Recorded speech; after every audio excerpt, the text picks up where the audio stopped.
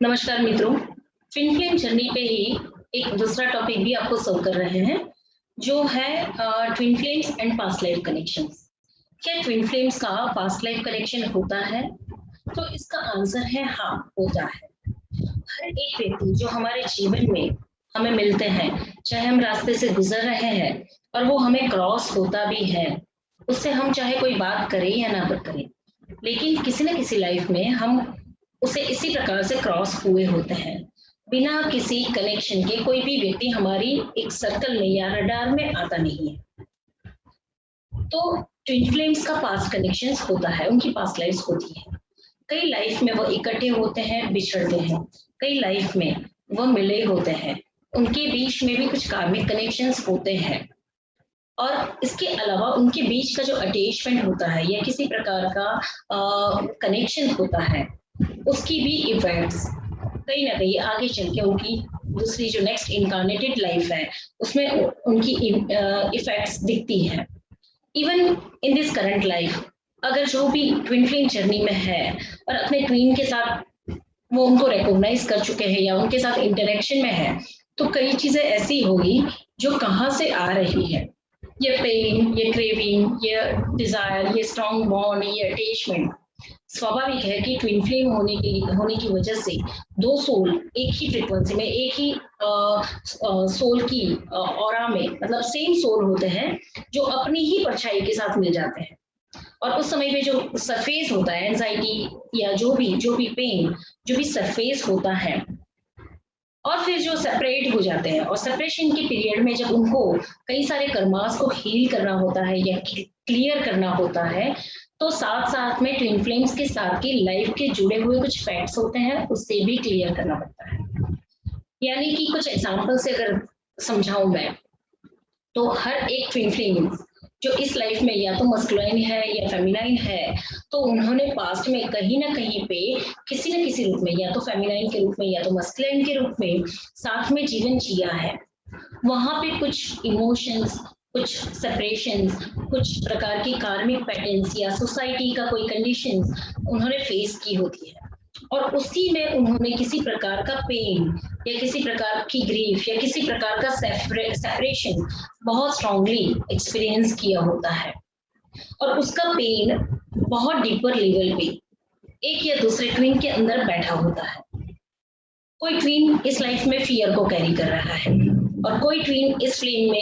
Life में pen को carry कर रहा है। किसी को लग रहा है कि मुझे मेरा ट्विन मिलेगा कि नहीं, मुझे मेरा ट्विन मिलेगा कि नहीं, वो मेरे पास आएगा कि नहीं, ईश्वर मुझे उससे देंगे कि नहीं। ये डाउट, ये फियर, ये एंजाइटी क्यों होती है? कहीं ना कहीं पे पास्ट कर्मास होते हैं, पास्ट लाइफ होती हैं, जिसकी वजह से ये इफेक्ट्स होती हैं। कोई ट्वीन जो फियर कैरी कर रहा है या किसी अब्यूजिव पैटर्न से गुजर रहा है,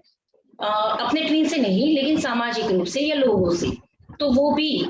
किसी लाइफ में दो ट्वीन इकट्ठे हुए होते हैं, लेकिन सामाजिक बंधनों की वजह से वो वहां से सेपरेट हुए होते हैं, और उसकी वजह से उसकी इफेक्ट भी इस लाइफ में होती है।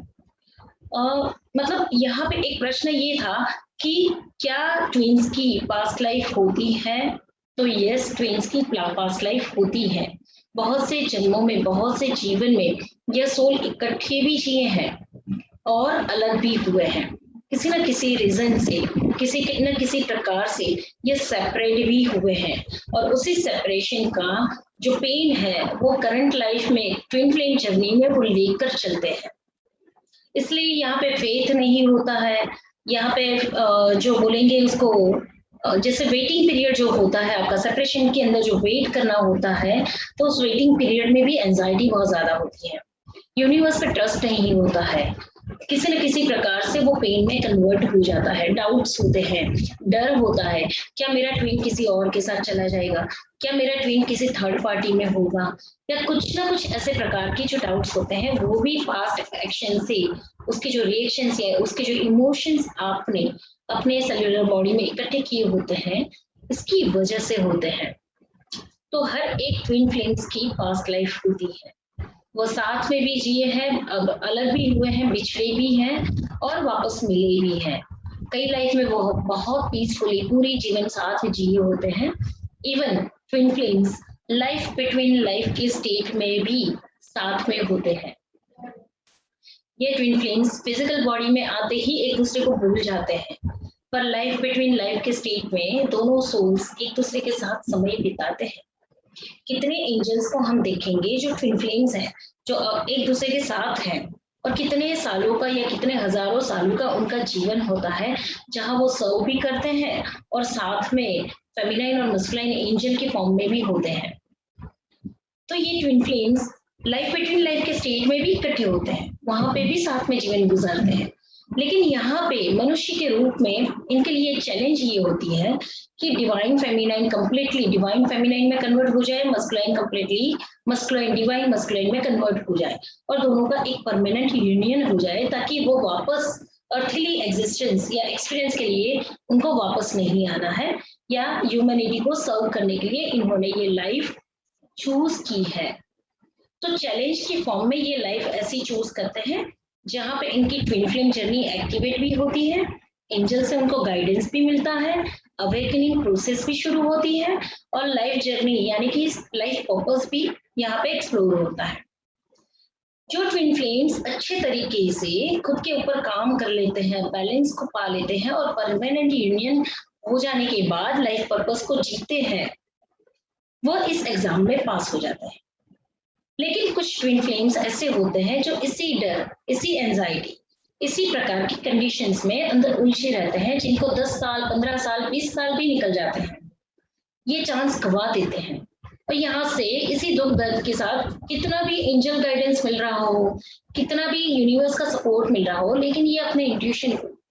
हायर नहीं कर पाते हैं, तो ये डेस्टिनी होने के बावजूद भी एग्जाम में फेल हो जाते हैं।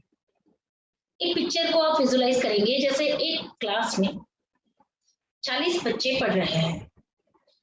और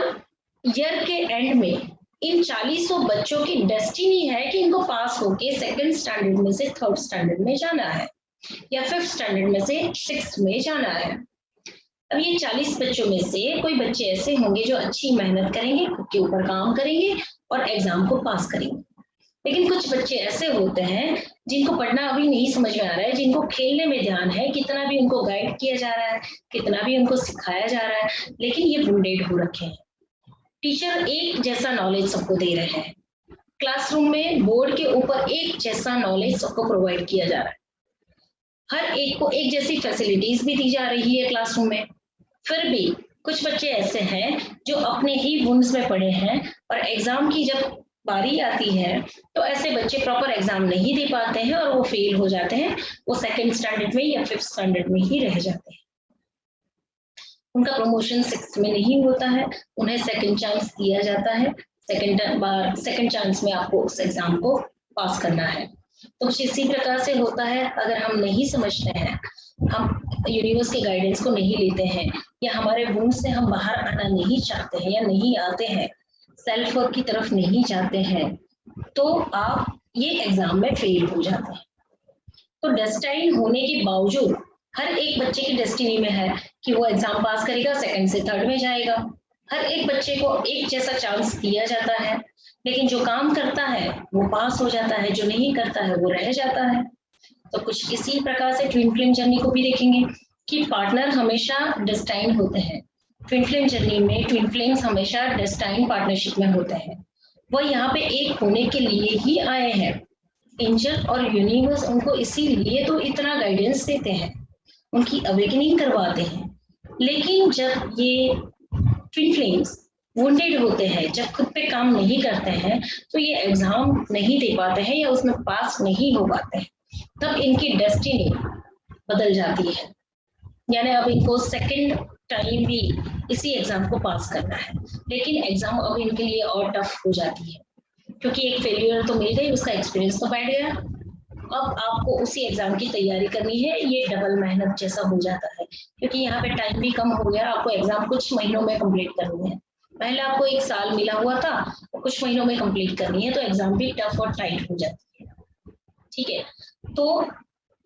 हमेशा twin flames past life carry करते हैं, किसी भी प्रकार के ऐसे अगर इमोशंस हों और ऐसी आदतें हों या ऐसी चीजें हों जो समझ में नहीं आ रही है और बहुत पेनफुल है, या किसी प्रकार की एक कंपल्शन है जैसे फियर फील होना कि ट्विन फ्लेम मेरा मुझे छोड़कर चला जाएगा या किसी और से जुड़ जाएगा, तो ये एक फियरफुल सिचुएशन है। पास्ट लाइफ में कहीं ना कहीं पे एक्सपीरियंस किया है, तब जाके ऐसी फीलिंग आती है। ठीक है,